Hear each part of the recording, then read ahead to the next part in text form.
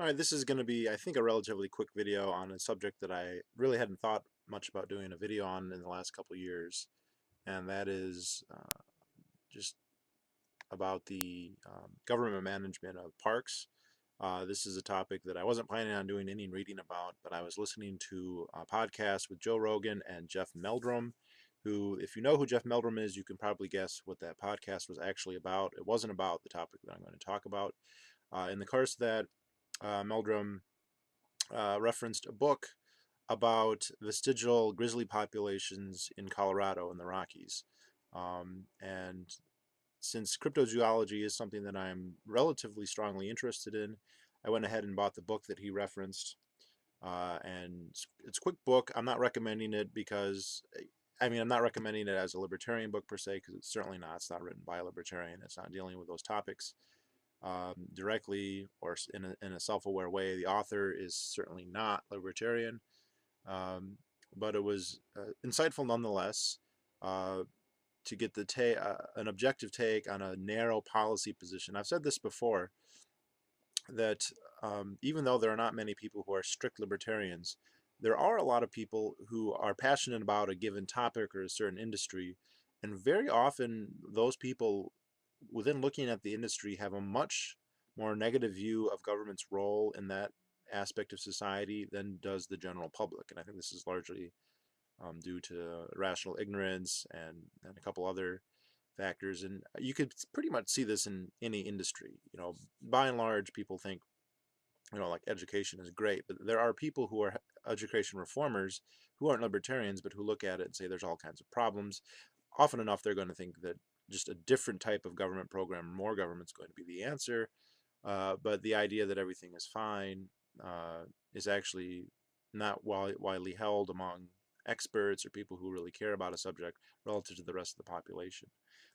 But the book, if you are curious, is called Ghost Grizzlies: Does the Great Bear Still Haunt Colorado by David Peterson. And I'll just start off, this book was published in the mid-90s, 95 I think, and just to address the subject matter and the title and the kind of official topic of the book. Initially grizzlies lived throughout the entire Rocky Mountains and then well into the prairie following the river valleys. Once you get too far into the high plains, they couldn't sustain themselves because they require a large amount of calories that aren't available there. And with the introduction of Westerners, obviously you had both direct killing of bears and then also the destruction of habitat to the point where their population crashed and they essentially went extinct everywhere except they may have gone extinct everywhere in the lower 48, and if not, a couple of the most remote regions in the northern Rockies, say in Idaho or Montana.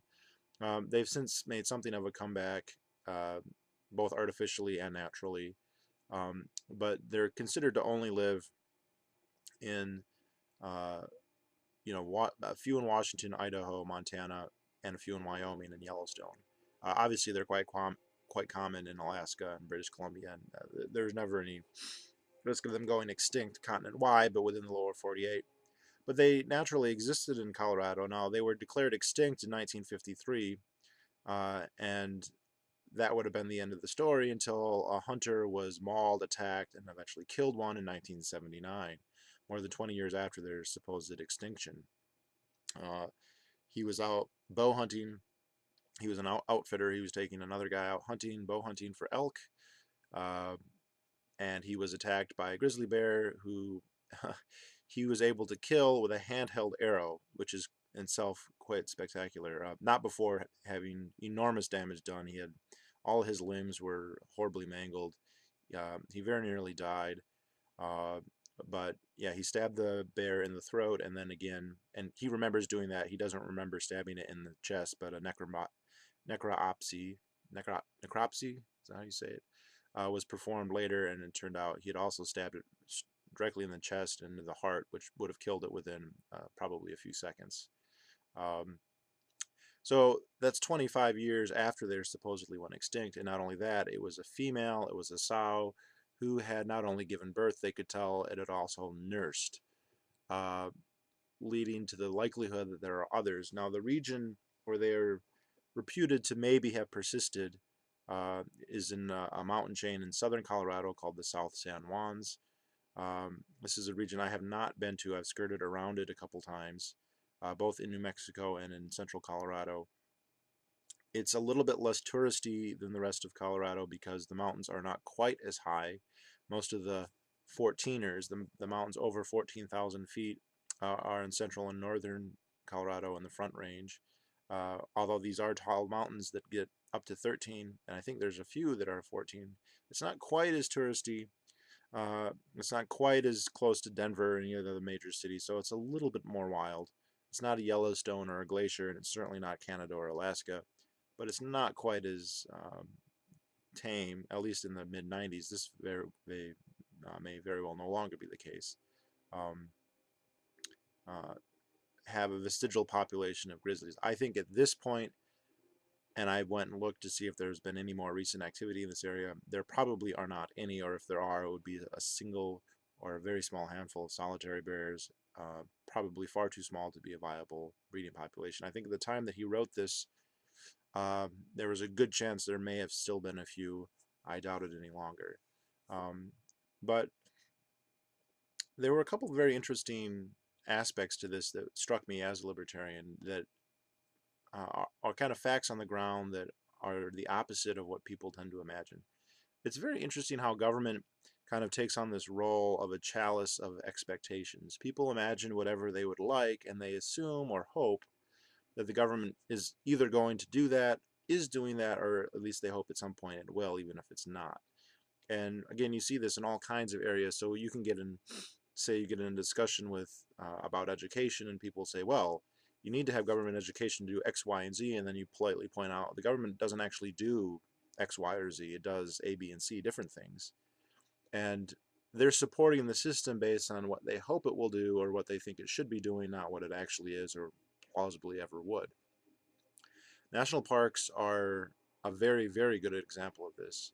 Uh, you know, some people think of national parks as something where that are supposed to be recreational, where you can go and hike and ski, and they view the parks as that. Other people like to view them as kind of resource storage places that, okay, we're not going to exploit these places. We're going to hold them in reserve so we can exploit them later. And then there are others like this author, and this author falls into a very new age camp. He doesn't just like wilderness. It's not good enough for him to just be at a very scenic, say on the Continental Divide and look out to a golden sunset, or to see an elk, or to hike or to ride a horse. That stuff is nice, but what for him, quintessential wilderness experience involves the imminent or possible threat of death by apex predator. If you are not worried that a bear is going to kill you and eat you, then it's not really as good of an experience. To the point where he thinks that you can't even have a society if that is an impossible situation. Now, he doesn't say he wants to live that way all the time. He wants to be able to go to a park and be worried that he's going to get killed by a bear, not by another human or by a car. It has to be by an apex predator. So I mean, this guy should definitely move to Africa and start walking around the savannah, with lions or whatever.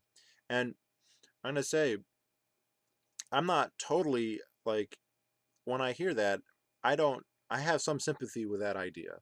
I feel like I'm more self-consciously aware of our evolutionary history than your average person, and I'm from a hunting family. My father bow hunts.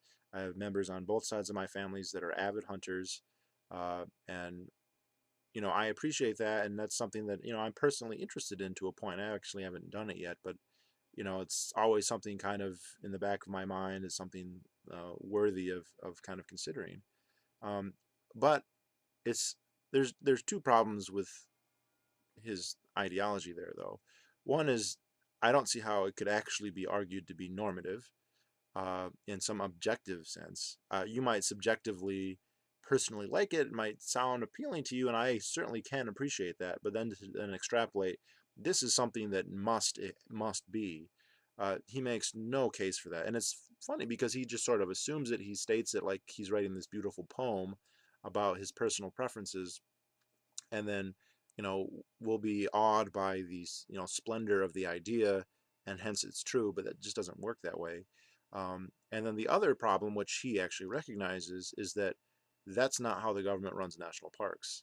And this is a problem. A lot of people view national parks or government land or whatever as being these places that are set up and then kept utterly pristine and wild, and what's best for nature is always the primary focus, and then they these are uh, preserves against the encroachment of man.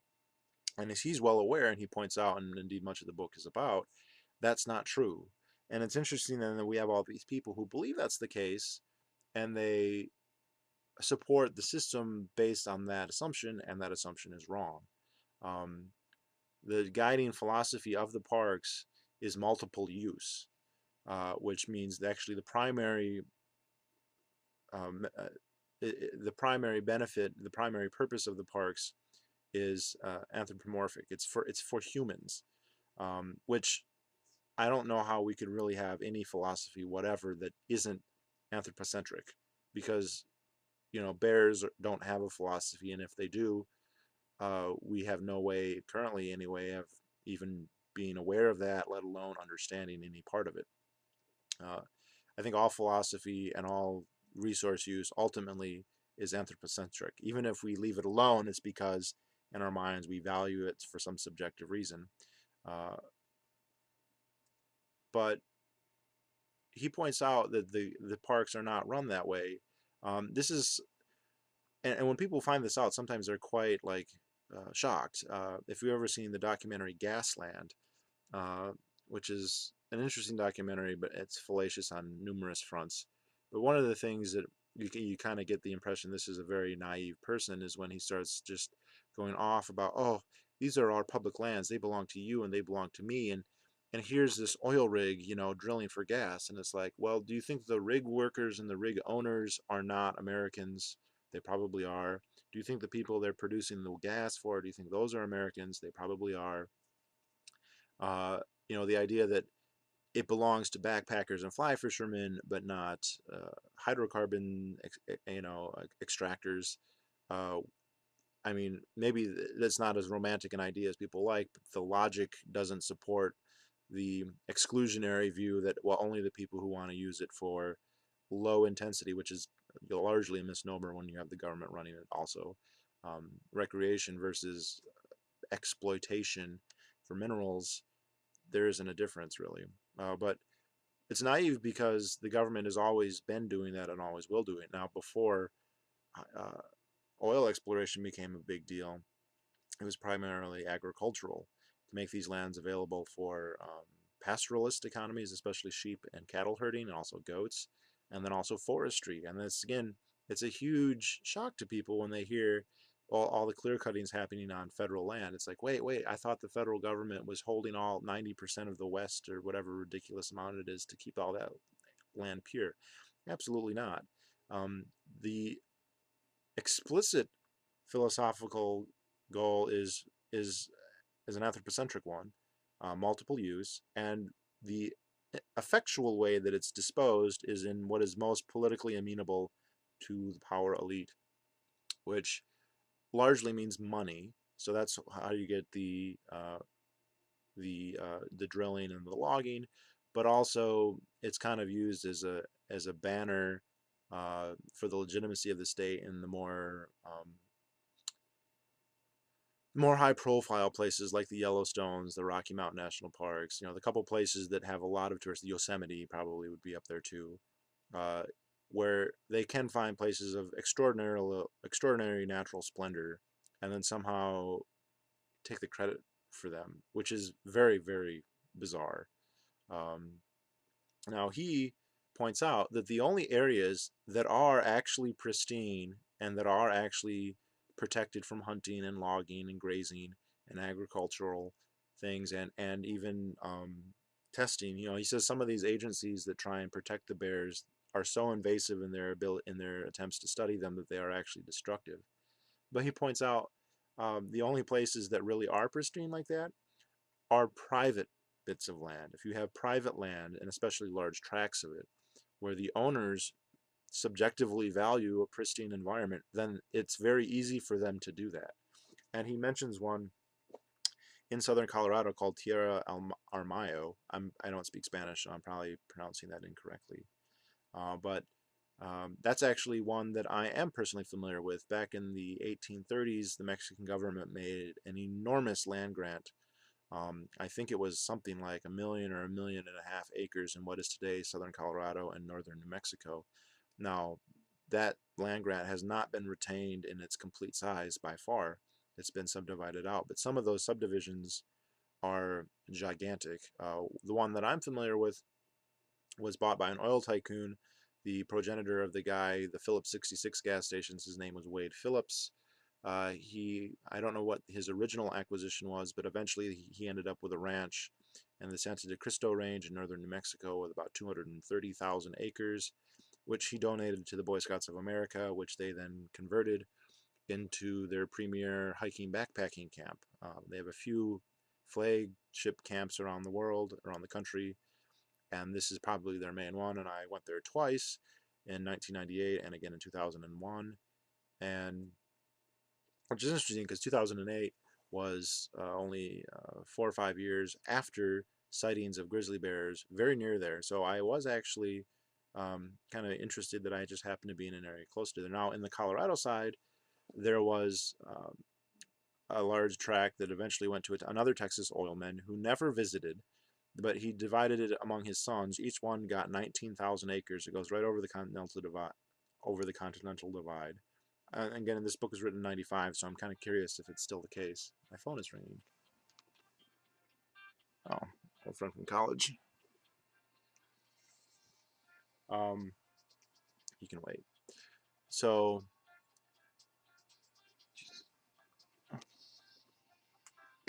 shit. I wonder why he's calling it 11:22. Anyway, uh, the author goes to this private estate basically, which is undeveloped. They don't have a big house there or anything. They just keep it that way. They do hunt there themselves personally and sometimes with their friends, but not on an industrial scale. And there are many competent, although not conclusive, sightings of grizzly bears. There are not many, several, which is unsurprising given the fact that it's almost completely empty. And of course, he doesn't launch into a policy diatribe about how uh, we have to have private land everywhere. He just makes the uh, obvious and clear observation that when you have private land, they are able to actually manage it in a pristine way if that's what the owners want. And indeed, some of the people who are large landowners, the reason they own such large tracts of land is because they value them as pristine wilderness. What he doesn't realize is that the government will never ever view the management of parks in that way. Is it hypothetically possible? Yes. Is there any reason for them, incentivize-wise, to do that? No. They can't derive any political um, rent-seeking out of not allowing exploitation on any level, and they can't use it as a flagship boast about how they keep the wilderness pristine if they don't let people come and visit. Um, if they have large tracts of lands that they refuse to allow people to go to, then they're not going to get any credit for it. So even the natural areas that they don't allow um, exploitation uh, for commercial uses, they're going to allow tourism. And that's a big industry, and that is very detrimental to certain types of wildlife. Not all kinds. There's plenty of things that do fine if there's uh, tourism, but there are some things like grizzly bears that don't do very well. It's too invasive for them. There's also another interesting kind of take on the free rider problem. Again, this is not a libertarian, but he points out uh, agriculturalists and pastoralists, especially sheep farmers, sheep herders, hate bears because they kill their livestock uh, and other predators, not just bears, wolves, wolverines, even eagles, and will kill these animals on site whenever they can. And this, of course, greatly reduces the population. However, there are areas that are not very suitable for their use. There are remote areas that are just not very good for agricultural or for herding sheep, or that are just very inaccessible. And there is no reason for them to try and eliminate animals there. There's very much a free rider problem in the sense that why would a rancher pay for the extermination of a bear that is very unlikely to have any effect on his herd? He's not. Uh, and so ranchers were aware of this and they realized, okay, none of us are going to be willing to pay to exterminate, and it wasn't just bears, wolves, mountain lions, uh, in areas that are remote from our properties. Uh, but what we can do is we can circumvent this free rider problem by having the government simply do it for us. Then we won't have to pay the cost, the government will. And so several agencies of the US federal government, and usually several state agencies as well, made concerted efforts to exterminate uh, this type of wildlife. And you read about the methods that they preferred. The preferred methods were poison. They would do mass poisonings where they would drop bait with cyanide in it, which would kill the animals, and then anything that ate the animals, so all the vultures, all the other scavengers, um, human pet dogs, anything. They use all kinds of traps, inhumane bear traps. They used barrel traps where they'd put bait in the bottom of a barrel, and the bear would go in and then either get cyanide poisoning or get caught on, like a ring of nails on the inside of the barrel head that would maybe even be poisoned. Of course, they paid trappers and they paid killers, and so there was a whole race of men whose entire purpose was to go around and to get the bears that the commercial industry wasn't willing to spend the time or money to go and get. And this is what actually causes a depopulation to become an extinction. This is why they became extinct. And it's very ironic then that when they were satisfied that the last trapper or a trapper had killed the last grizzly bear, they announced that they're extinct and then they promptly give them protection.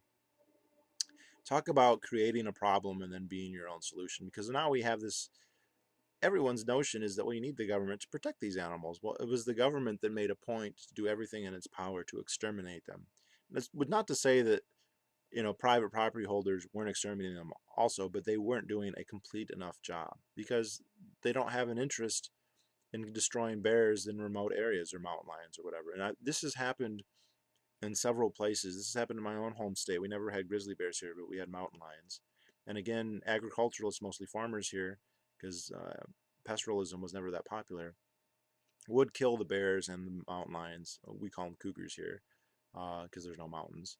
And they were able to do this quite effectively, except in the areas where agriculture was impossible. They're large, marshy, swampy areas where the climate's not very suitable, where the soil's not very suitable. So we have large tracts of land, dozens or tens, maybe even a few 100 miles across, where the population is going to be pretty scant.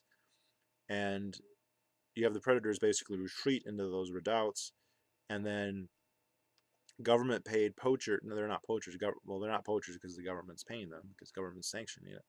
But government working trappers and hunters will go in and exterminate them there.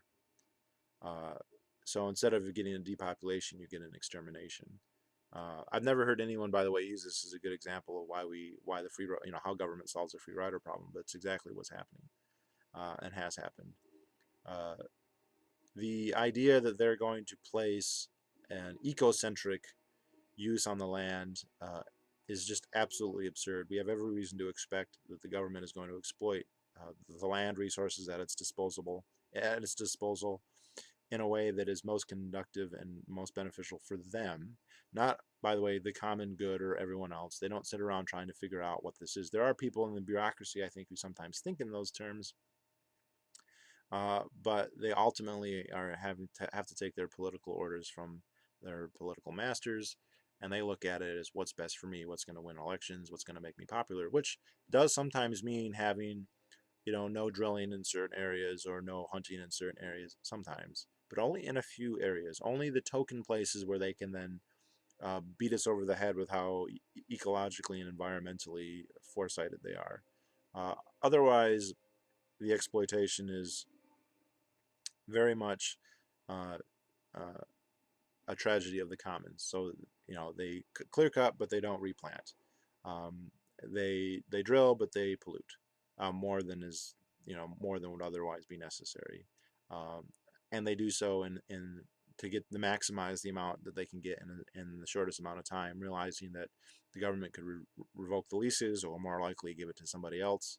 The new congressman has a different group of investors who are supporting him, and they'll get the title and not you, and so you might as well drill as much as possible, or mine, or whatever else, or hunt. Uh, so that's kind of the insight from the book. I wasn't reading it for that. I wanted to know if there were grizzly bears in Colorado, or at least what the likelihood is. Again, to reiterate, I think at this point the likelihood is very low. Um, there are also interesting things that show the dating of the book, because they talk about collecting fecal samples and then not being able to test them for DNA because the test was so expensive. And it's like, wow, that would be so cheap now, but this is 95, it was possible. Although I would imagine the people who do testing today would look at their methods and be like, this is like primitive. But he was saying it was like $20,000 to get a test done.